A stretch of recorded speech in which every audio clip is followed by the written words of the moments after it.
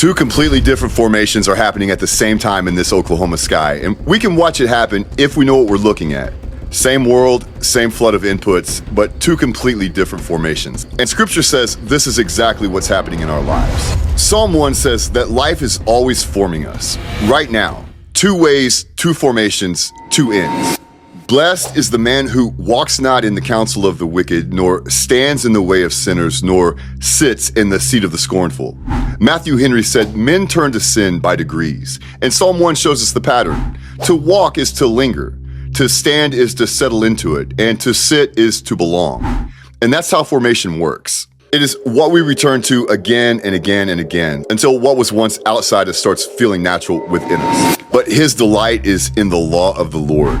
And that's the turn. Not just refusing the wrong voices, but returning to the right one.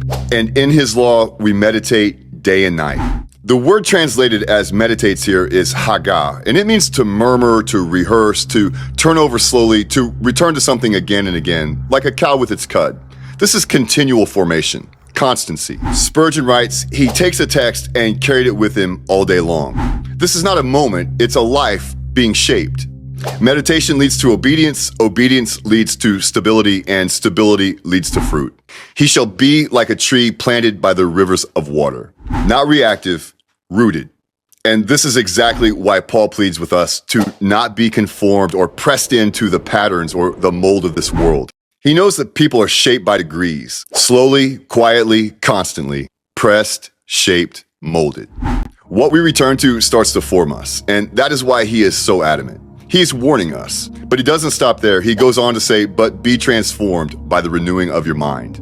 Psalm 1 continues, the ungodly are not so, but are like chaff, weightless and driven, formed by whatever reaches them, anchored by nothing, driven by the winds of the day. And here's that pattern again, by degrees. Return becomes rehearsal, rehearsal becomes habit, habit becomes formation, and formation becomes trajectory. Psalm 1 is not just describing people, it's revealing a process happening right now in us. So the question is not whether something is forming us. The question is, what are we returning to and what is it forming within us? If this helps steady you in a world full of noise and shifting narratives, stay with us. And if someone's been on your heart who needs to hear this, share it with them.